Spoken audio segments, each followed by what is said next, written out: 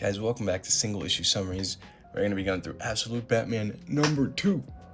We start off with this sad little sequence of little Bruce going like, "Dad, please open the door." And then a bat pulls up on him, and then they all pull up on him. And yeah, over the next 2 weeks, the party animals escalate their offense, but so does Batman.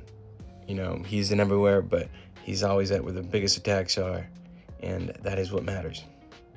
Alfred has been trying to help Batman however he can, but lately Sionis, aka Black Mask, has been bringing in a lot more party animals, and that's difficult.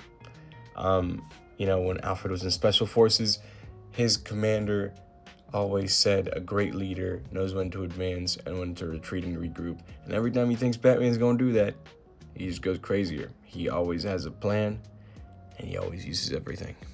He takes advantage of his terrain as a good fighter does, like dropping concentrated vinegar and burning all these fools. That's hilarious. He talks about how Batman has little stash caves all over, and he's certainly committed to the bit. That bat signal up here, that's like the funniest thing ever. Then Alfred talks about when he's not the bat, his routine is monotone and very tight. He goes to work, ignores his mom. The only time he really broke that is to visit his father's killer, which is kind of crazy, just aura farming with no audio. Alfred's handler then tells him to drop protections from Batman, although he considered pushing back because, Black Mask is threatened by Batman and he's actually kind of helping. He does it nonetheless. Then we see the Black Mask party animals, pulling up on Batman and his little hideouts. You think Batman's gonna retreat and regroup? Nope, it's never gonna happen.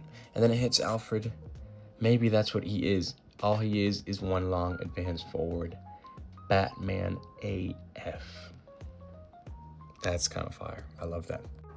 We cut to the news and they're talking about a surprising support for the Batman. And they're like, hey, they have no other choice. You pick the lesser two evils. Blah, blah, blah. Mayor Jim Gordon is watching the news at the hospital, recovering from that big ol' slap while talking to Bullock and Barbara Gordon. They start talking about Batman and how they need to take him down fast. And Barbara's like, he literally saved our lives and is taking tips to the police hotlines and whatever. And then a certain someone interrupts, that being Martha Wayne.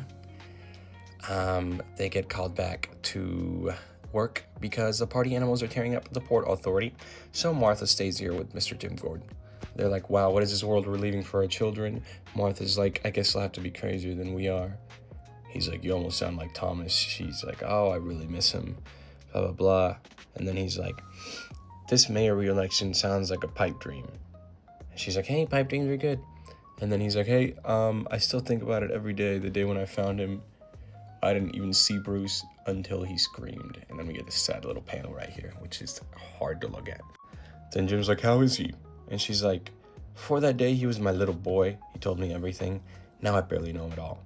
And then we cut to this sad little emo panel of Bruce telling his friends to go away. That's so sad. She's like, just go say hi. He's like, no, leave me alone. And I'm like, oh, okay. That's so sad. Poor guy. And then we cut to big Bruce again. He finally makes time for the homies. And then down here, Harvey's like, Crockett's like, let me memorialize this moment. And then Harvey's like, whoa, no pics. Then Ozzy's like, wow, you're too good for us now that you push papers for the DA. And then Ozzy goes like, haha, you frickin' Two-Face. Oh, he said Two-Face. Anyway, they keep bantering and they talk about how Selena hasn't been seen in a while. Croc got a postcard from Cairo a couple months ago. Why am I turning? Bruce brings this as his ante, Black Mask, and Edward says the mask has a geographical information system inside who can share targets onto a GPS network and assign them different values, meaning if he could decode it, he could, get a ping on where the party animals might show up next. That sounds pretty cool.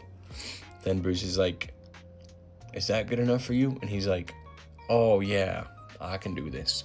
So he'll be borrowing it and maybe working something out. During this long page, you realize that Bruce is here to gather information, not so much hang out with his friends. So Ozzy tells him, the party animals aren't moving in on anything. They're just really wrecking the city. And they keep playing here. Bruce asks Harvey, he's like, you're deep into politics. Do you think they're doing this because we're close to the election? And then Harvey's like, no, we love Jim. If I'm giving you my 2 cents, it's more than just power. It's about money.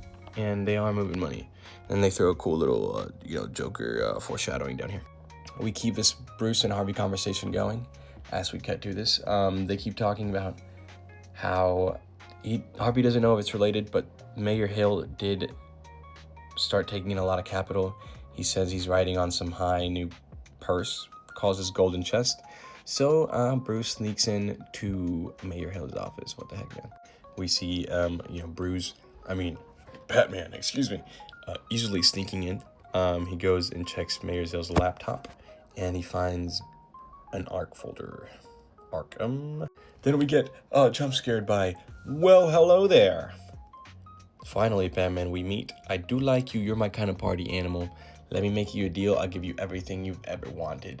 But I did tip off the GCPD, and my people are around. All you have to do is survive. And then Batman goes Batman. He breaks open this elevator shaft. He goes down, and then he hears, hear me out. He goes, no. You're a good detective, kid, but I've learned some things about the party animals. They're not what they seem, Alfred says. Out of nowhere. Hello, Alfred. Alfred says, I believe we can help each other. Just give me a chance to explain. Batman says, 30 seconds. And then he's like, all right, that's all I need. But we gotta get somewhere safe. I have a car heading out back unless you have one. And then he's like, hits a random pedal, goes like, boom. You're standing in it. My gosh. A big old Batmobile comes out of the building. That's the only way I can explain it. It comes out of the building. And then we cut to a little epilogue panel of a little Bruce crying, you lose something? Selena, get up, you're coming with me. Oh my God, where is this going? Thank you guys so much for watching, and I'll see you on the next one.